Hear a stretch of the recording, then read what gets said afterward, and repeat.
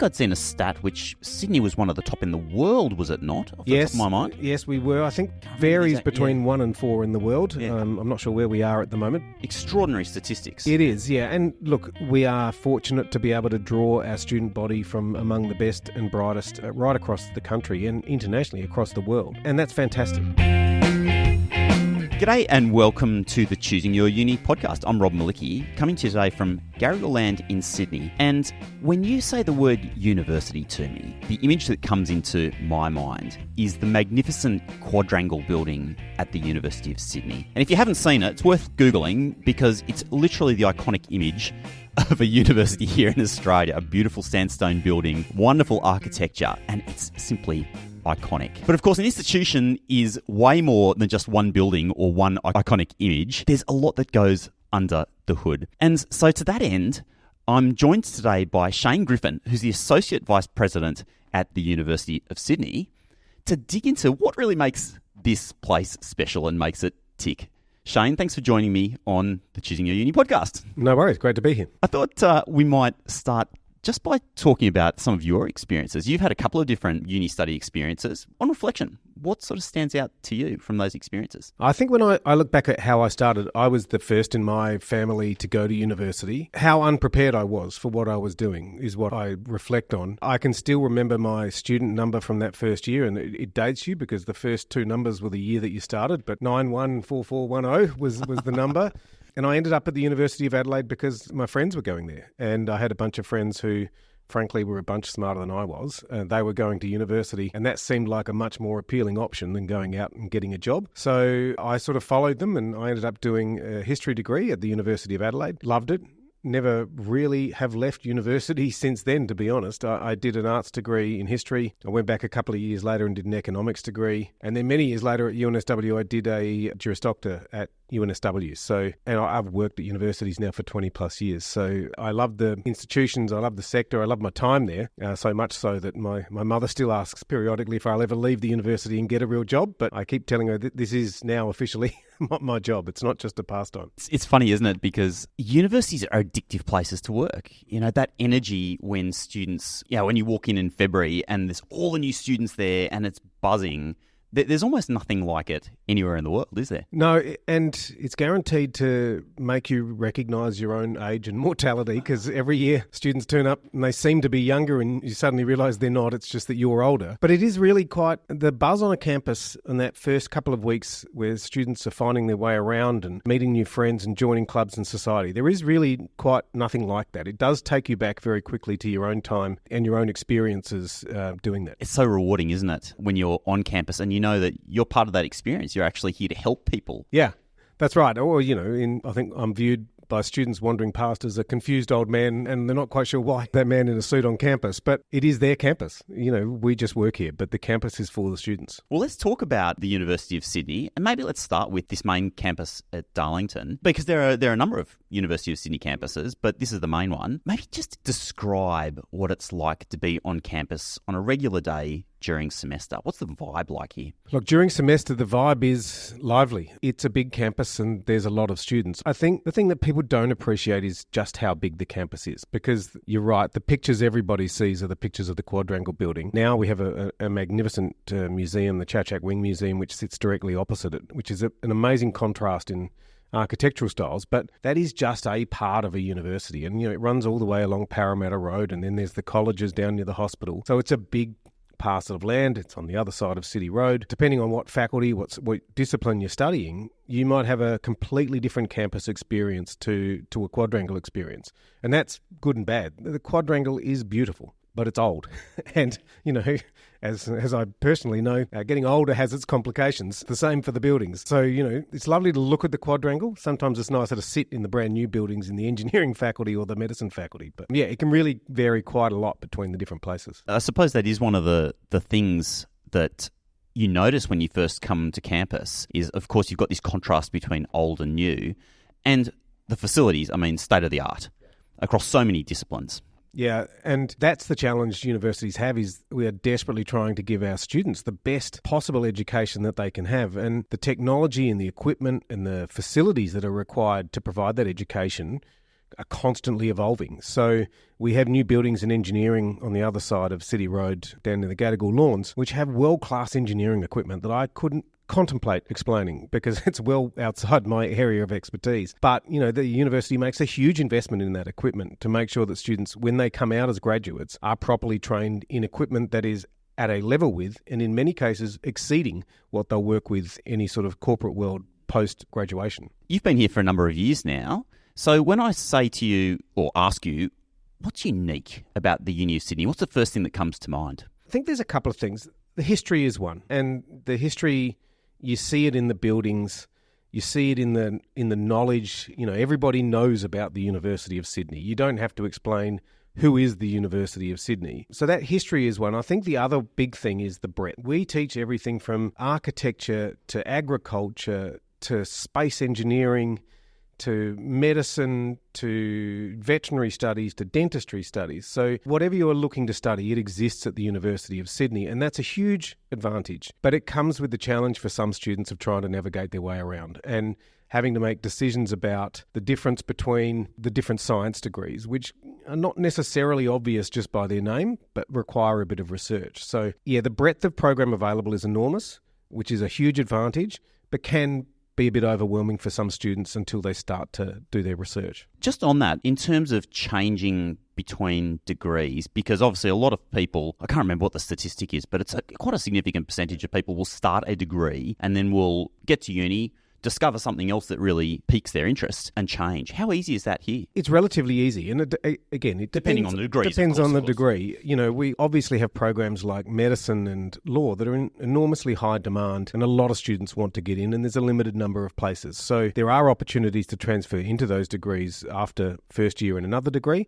but there's not a lot of places. So we need to be clear that it's a tough pathway and requires students to do exceptionally well. But for most other programs, it's entirely valid as an option and what we encourage as the main pathway options. So my eldest son is in year 12 this year. He's going to university next year, and he has no idea what he wants to do. He is, frankly, somewhat stressed about the fact that he doesn't know what he wants to do because his friends all know and they want to be in psychology and other programs.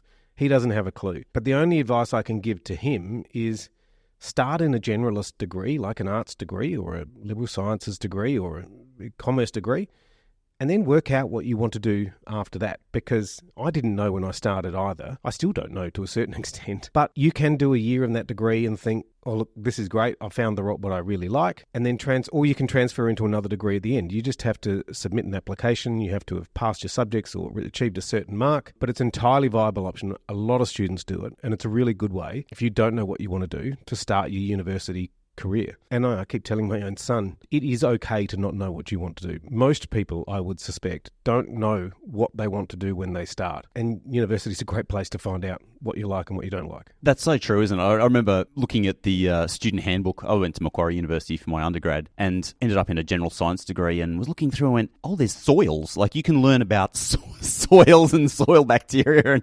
it becomes so niche and you never know what you're going to find. And I'm always amazed at the students who do know what they want to do. I once worked at another institution which had a range of different programs in material science, and how someone knew at the age of 17 they wanted to do metallurgical science as opposed to mechanical sciences, I have no idea, but they do. And so I have a lot of admiration for people who have that drive in a particular discipline.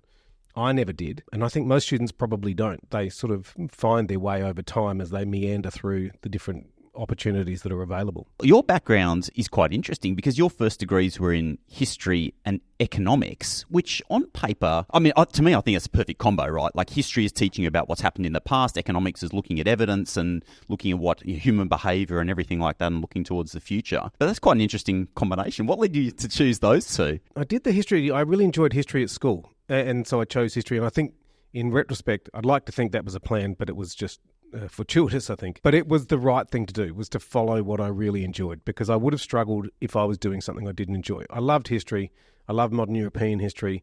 I did a degree in that. I also loved economics, but economics required a higher score and required back then mathematics. And I hadn't done the mathematics. And After I enjoyed my first degree so much, I thought, well, I would rather now go and do an economics degree, which is quite different to a history degree. But I look back now, I still do my referencing as I was taught in 1991 in my first year in my arts program. I still measure things with an economist's sort of hat on when I'm looking at what we're doing as an institution and how we go about it. Those two skills are both really important. And I know there's this sense sometimes that arts degrees are easy and other degrees are hard.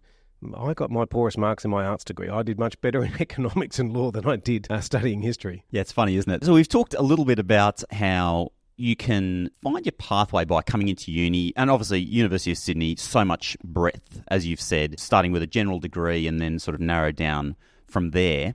But what other ways, and maybe here we can sort of touch on some of the things that are unique here at this university, what other ways do you think people can narrow down their choices? I do think the first thing to do is to consider what it is that really interests you.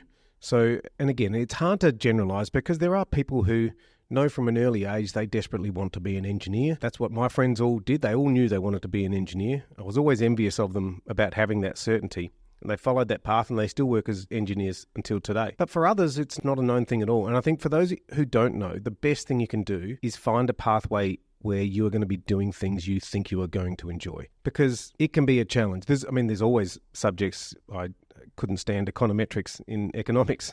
I'd still shudder at the thought of it, but I had to do it. But I didn't start with it. I started with the stuff that I really liked. And there'll be stuff that you'll find you don't like during the course of your degree, and you can just navigate your way around into the right sort of areas. And I think too, it goes with what you want to do when you finish university. It's okay to not know what your career path is going to be at the end. You've got time to find that. It's a tough road for students coming out of high school, particularly at the moment. The students coming out of still, they've been disrupted during their high school years. That has had an impact, I think, on the student body that's coming in and their preparedness, and we're looking to help them as best we can. So pick the area that you're really passionate about is the thing I'd recommend to everybody. One of the things that always strikes me when I come here on campus in the term time is just the number of opportunities for students outside of class, clubs, societies. You mentioned museums just before, just the sheer volume of opportunities to explore. Do you want to talk a little bit about some of those opportunities that are available across campus that are non-academic? Yeah, I think that is what I feel in love with university for. There are so many clubs and societies on campus. It doesn't matter how obscure your interest is. There will be a club for that at the University of Sydney. It is quite remarkable. There are clubs that are interested in K-pop, in Dungeons and Dragons, in anime, in every sport you can imagine, skiing. I have 3 boys. My middle boy's coming into year 11. He'll be in year 11 next year. And he's different to the other kids. He's into things that other kids aren't into. And I just keep saying to him, mate, get through school, get to university. There'll be plenty others there who are into what I consider to be odd things that you're into. And he will find his tribe when he's at university. So I encourage everybody, join as many clubs as you think are going to be relevant to you.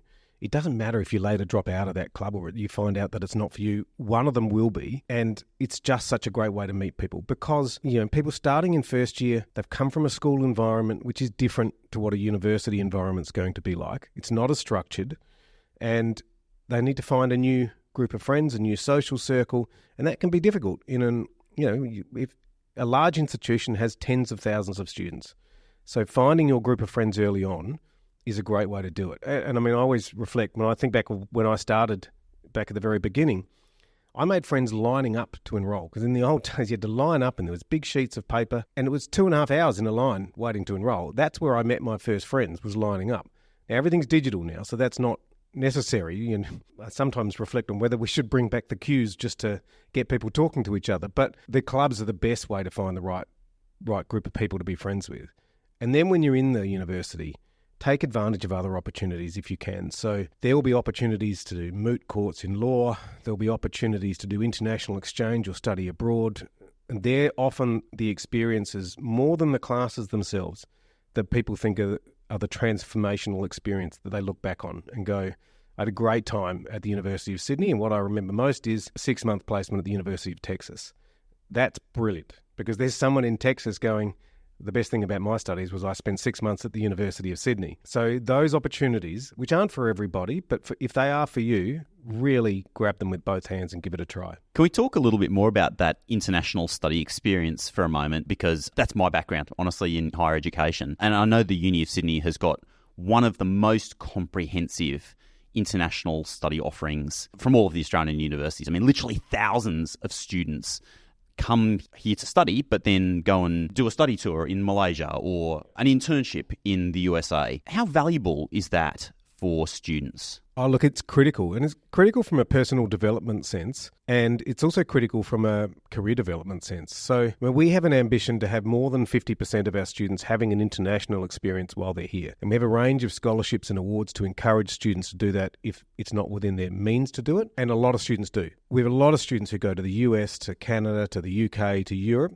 We're really encouraging students to consider Asia as well. There's an increasing number of opportunities in India, in Southeast Asia, that we really want students to do, because that is who our business partners are going to be. They are the people that we are going to be working with in the future. And the better understanding we have of other countries' cultures and ways of experiencing life, the better off we're going to be in the future to manage those relationships. So we have a lot of students who do an exchange placement in China. We have a growing number in India and Vietnam and other parts of Southeast Asia. And we really want to expand that because it's such a transformational experience. I don't think anyone comes back without their perspective changed in some way from that time living overseas. I love that. And the flip side of that coin is, of course, international students here in Australia. And University of Sydney is one of the most international institutions in the country. And I love what you've just said. You know, this is the world. This is the working world that you're going to walk into, whether you're working in a school, whether you're working in a business, whether you're going into health. It doesn't matter. We're so globalized. So talk to me a little bit more about the internationalization that people can expect to experience here on campus in Sydney. Yeah, international students are a critically important part of our student body. All universities in Australia have gone down a path of accepting more international students, and those students contribute to the vitality of the classroom. They contribute financially to the university and to enabling us to provide the facilities to our local students as well. But it's important to note, no local students miss a place because of an international student. They supplement it. Yeah, I'm sorry, I'll just jump in there. I'm really glad you said that, because that is such a myth that God knows where it started, but you know, I think it's probably one of those political things that comes up. Yeah, so just restate, like, no Australian student misses out on a spot because of an international student. No, that's right. And look, we're looking at expanding how many students we can take from our local market, from New South Wales and Sydney, and how we can expand that to cohorts that haven't traditionally been, you know, they might live further away from our campus and makes it easier to get here. So we've looked at scholarships to support students to be able to come in and join us. But our international students contribute to that classroom vitality. I think it's also worth noting too, there's a big split between undergraduate and postgraduate studies. So for most local students entering the university, they enter at an undergraduate level, and there's probably in the 30-odd% of students who are international students at an undergraduate level. In postgraduate studies, there's some programs that are really popular with international students, and they're really popular within their own international market. That's less relevant to us here. They're not programs that are regarded in the same way. So it is good to get beyond some of the headlines about international or the internationalisation of Australian universities.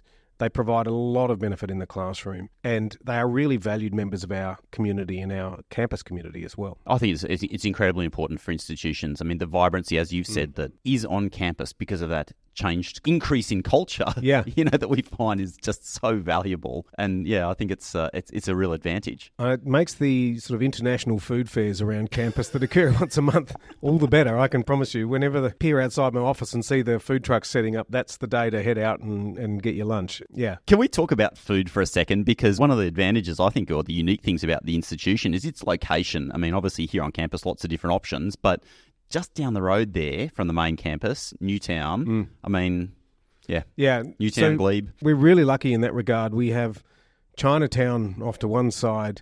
We have King Street extending up from the university, and King Street has some of the best sort of Thai and Vietnamese restaurants in the city. Then we have Glebe Point Road just down the other side as well. So there is a huge range of options for students, and it is such a big thing. We have a bunch of students from India here on scholarships, and every time they arrive, the first thing that hits them, the first element of shock that they confront is the food. And so we've sort of started to prepare them that it is not going to be as spicy as you used to, but here are some places that are. So particularly if they're living in college with local students, that can be somewhat of a challenge to them. They find our diet a bit bland, it's fair to say. But yeah, the food's really important, but we are blessed to be surrounded by really great restaurants in every direction. So yeah, great for students to be able to get out and wander the streets around the uni. You sort of mentioned living in this area and staying on campus, living on college. Do you want to talk a little bit about the accommodation options that are around here, the sort of things that people might expect to find as possibilities? Yeah, so there's a range of accommodation options, and we have colleges on campus which are sort of independently run but focus mainly on domestic students or local students, and a lot students from the country who come in to study with us will stay at a college. They typically include room plus board, so your meals as well. There's other university accommodation where you're paying for a room and they've got shared kitchens and some have shared bathrooms. And then there's a lot of private accommodation as well. So there is the full suite of accommodation available. In Australia, it's still the case. Most students drive or catch public transport to and from the university. And so that's fine, that's great. The public transport options are growing around New South Wales all the time, so it's getting easier and easier. I think it's like half an hour between our campus and Parramatta, so we are increasingly connected to the west, and we're surrounded by Redfern Station and Central Station, so you can't be more centrally located than that. There's also the private accommodation market as well, so a number of students, often they'll start at the university, they'll stay on university accommodation for the first year. Then they typically make some friends. They might get a share house somewhere around Newtown or Glebe or somewhere else. But, Sydney's a big city. I know it's not cheap to do that. It's not for everybody, but it is for some students. G'day, it's Rob here. Hey, are you a parent or a carer of a student that's thinking of going to uni in the years ahead? Did you know that Choosing Your Uni has a whole bunch of resources that are just for people like you? And you can find those at parents.choosingyouruni.com. You're going to find things like links to our Facebook community, downloadable worksheets, and heaps of advice by parents for parents. It's all the sort of stuff that you need to help guide your student on their journey to uni and beyond. Check it out now, parents.choosingyouruni.com. So we've been talking on quite a lot about the main campus here where we're recording today. What about some of the other campuses? Because there are a number of other campuses. What are the other sort of main campuses that the institution has? And the reason for the question is obviously some degrees are taught exclusively elsewhere. That's what I'm trying to get to is like... So we have a number of programs that are taught outside of the Camperdown campus. So probably the biggest one would be the Conservatorium. So that's down in the Domain, right near the Opera House, in an absolutely magnificent building down there. That looks out over the harbour. It is an amazing place to be able to study. But that's for our students interested in music. That's one of the bigger campuses that we have away from Camperdown. There's a shuttle bus that runs between the two campuses. We're about to open a new digital music program in Western Sydney in coming years. So that'll be an exciting extension. That's part of the Conservatorium, but it'll be at a different place again. That's scheduled to happen in a couple of years' time. So we're really excited about that. We also, agriculture, they have farms. So we have farms scattered around Sydney. There's a whole range of different places where you might end up depending on the nature of your degree. It's funny, isn't it? It's like, I can even just marvel as I've driven around parts of Sydney, even parts of New South Wales. You'll be driving around and suddenly there'll be a sign up that just says University of Sydney, blah, blah, blah. Yeah, I get surprised myself sometimes. I was in Lidcombe dropping someone off somewhere, and as I drove past, I saw a University of Sydney sign, and I thought, there you go, we're at Lidcombe. Okay, so we're talking about what's unique, and a couple of things that I sort of picked up recently. Firstly, the extraordinary ranking around sustainability, I think is huge, and that's obviously a massive issue for young people these days. And then the other one, you're talking about sort of social equity and, trying to increase the number of people from diverse backgrounds coming to university. Do you want to talk to a couple of those points? Yeah, so sustainability is a big focus of the university. It's a big focus of all universities, but we are large organisations and we have responsibilities in sustainability and we take them very seriously. That is not only how we operate, but it's also how we teach and what we teach and how we prepare our students to be able to act in a sustainable manner when they graduate. And about the breadth of the students. So we recognised a few years ago that we want to be the university for everybody, in the sense that we don't want anybody to not be able to come to the University of Sydney because of their circumstances that are not academic. If students want to come to the University of Sydney and they get the grades to do that, we want to be able to welcome them. And the challenge we have for some students in sort of the further away from the campus is that it's expensive. So we came up with a scholarship program a couple of years ago called the My Sydney Scholarship Program, where for every student from a low SES background, that's the bottom 25% economic quartile, we'll provide them with a scholarship of $8,000 for the duration of their degree. Now, they don't have to do anything. We will reach out and find them and say you are eligible for this scholarship. But that just offsets some of the costs, whether that be a deposit for an apartment or accommodation, whether that's for paying public transport costs, whether that's for textbooks. That's entirely up to the student what they want to do with it. But we really want to open the university up to a broader range of students. And over the last 2 years, we've had that program in place. We've grown by over 30% from that cohort. So we're really pleased with how it's going, and we're looking at what else we can do. I should say too, it's not just the financial support, but the university puts a lot of support around those students when they start. So connecting them with other students that they might know, connecting them within different certain groups of the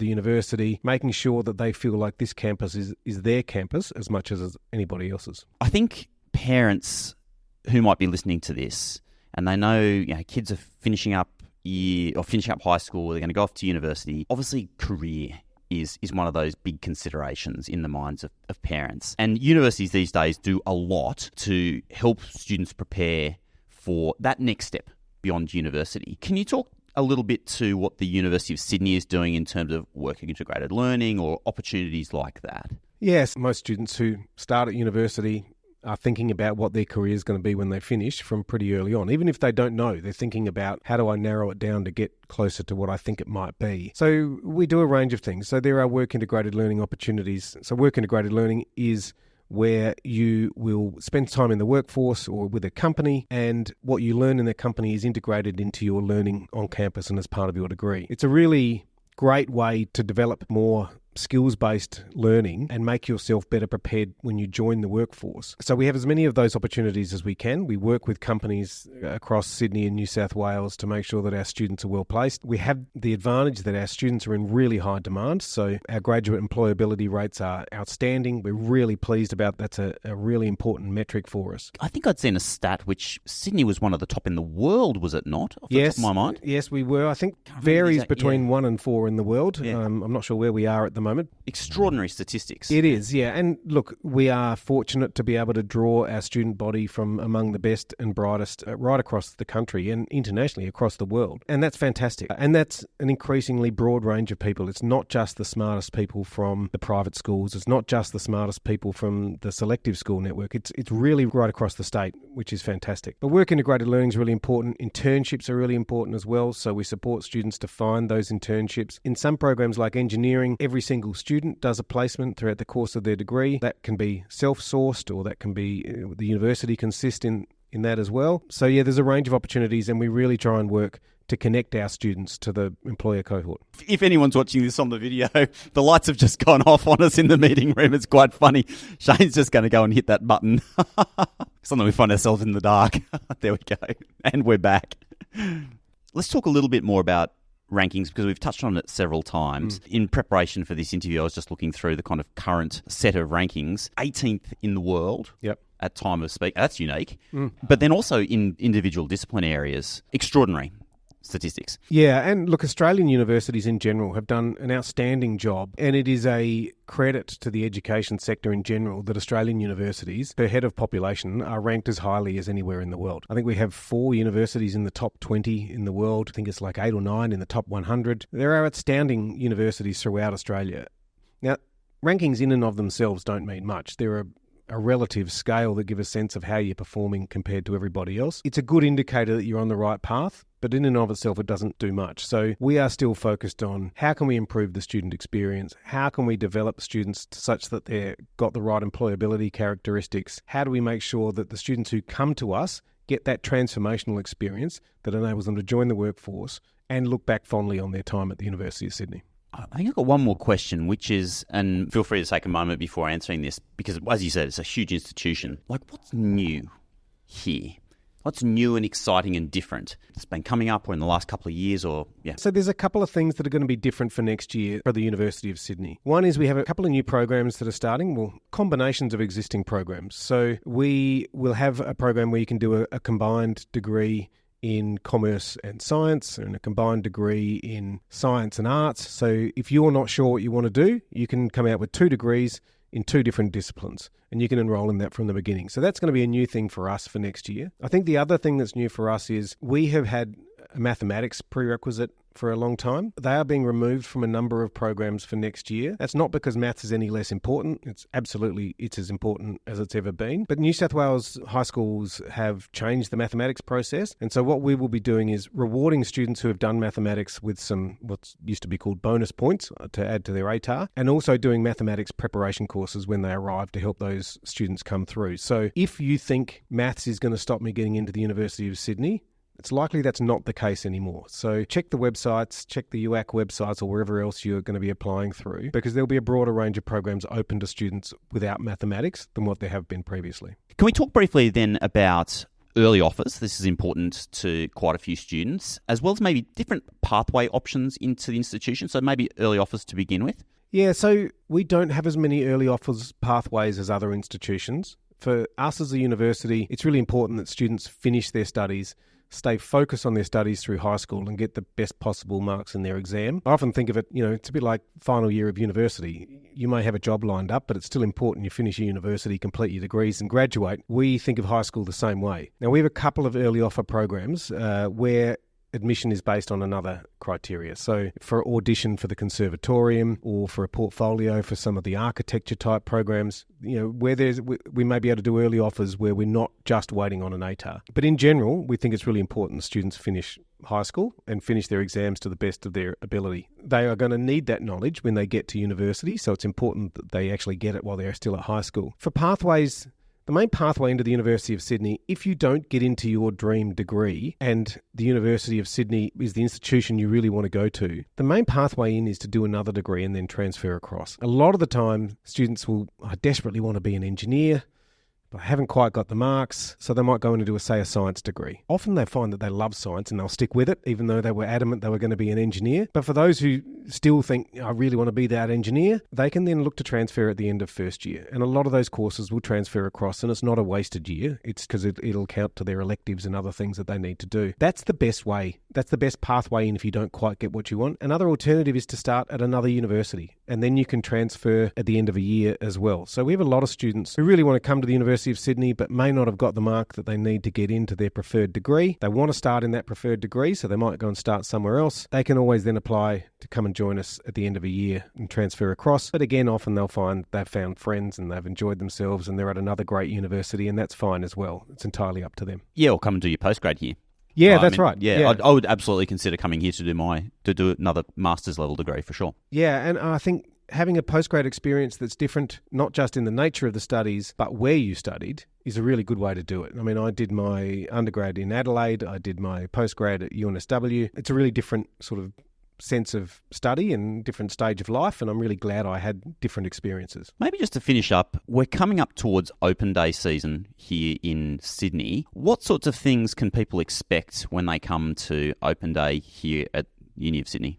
A lot of people. So ever since the lockdowns ended, the number of people attending Open Day has just ballooned. It's been amazing. So it's a full day of activities. It's a full day of academics here providing advice to students that are coming in. It can be almost a sensory overload. And my members of the team I work in run Open Day. It's an enormous event. It takes a full year to put together. But there are academics available from every program. There'll be activations around campus where you can see labs in action, where you can see experiments happening, mock courts, lectures. It's all available to come and see. Most universities for their Open Day will have a plan your day section where you can look at what's available, and I strongly suggest parents do that because often things will fill up on the day and we are bound by restrictions on how many people can be in a certain room, and there are always people that are disappointed. So use that facility. Make sure you've planned your day out. It's always good to come early. It's always busy at lunchtime. You can almost tell when when kids' sports finished because you can feel the crowd come into the university. And I say that as a parent who's done a lot of driving around to kids' sport. So yeah, if you do it either early or late, there's no difference as far as what's available. So make the most of your day and use public transport is the other thing I'd recommend as well. What I wanted to ask you about was just the uni represents society. I mean, we've just had, and this maybe dates the episode a little bit, but we just had the sort of camp-in protests about the war in the Middle East here on campus. But this has also been the birthplace of the education of Conservative prime ministers. Yeah. So you literally have this enormous diversity and everything in between. Yes.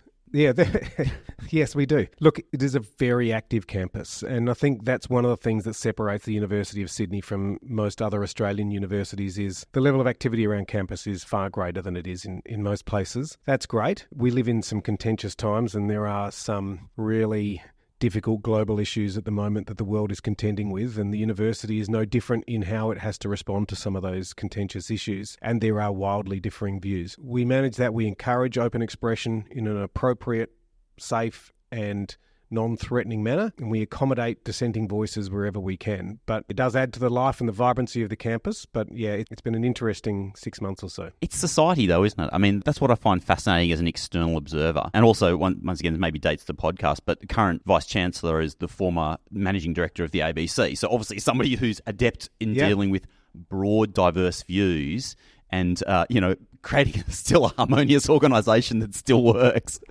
Yes, I don't envy him that role, if I'm honest. Very challenging, yeah. The university community is large and broad and not short of opinions. Yeah. So everybody has an opinion. Very few of them are the same as someone else's opinion. So that breadth of conversation and argument is a really important part of what the campus is. But it can make, for a challenging management environment, I would imagine. Yeah, but I think that's one of the things, once again, as an external, I really appreciate when I look at the Uni of Sydney and I think, you know what, people will go there, they will find their place, they'll find their tribe, but they'll also have their views challenged because it's not just like a homogenous environment where everyone's going to be the same. And I think that's such a healthy thing, regardless of whether you're from the left, the right, you've got a view on this or that, it doesn't matter. Yeah, that's right. I remember, again, of my time starting at university and I was incredibly strident in some views and I look back and thank God there was no social media around because it'd be on the permanent record some of the ridiculous things I argued in my time. But everybody comes with a set of opinions and university is absolutely the place those opinions should be challenged because there are people with just as strongly felt opinions that differ from those that you come with. And you get to a better position by arguing your case, by making your points respectfully, and then having to justify your arguments. And I guess that's one of the big differences from a high school life to a university life is the university isn't going to tell you what your opinions need to be, but you're going to have to justify why you think a certain way because there'll be someone who's willing to have an argument with you. Wonderful. Well then, lastly, Shane, a student who's thinking about choosing the Uni of Sydney, what's next? I think get to a few open days, consider what you're interested in, what you're looking at studying, then look at where you might want to go and study it. So course first, university second. Get to as many events as you can to learn about what you think you might be studying.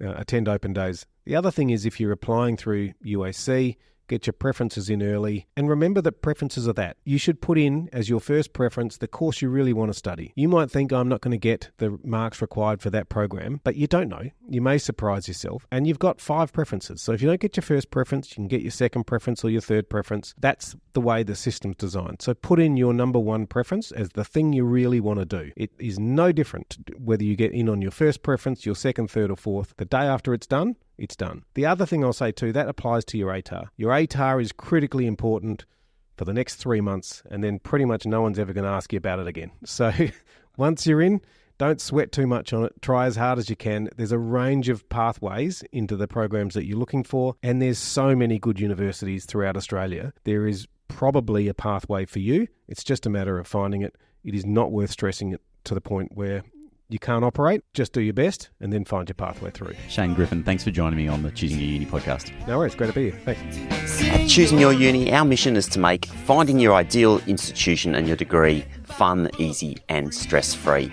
So if you're looking to save some time, to discover more and to get personalised advice for every step of your journey, check out choosingyouruni.com. Our theme music is composed by Pasha Shogi and his band Flow, and this episode has been researched and constructed on Garigal land in Sydney. Until next time, have yourself an awesome day.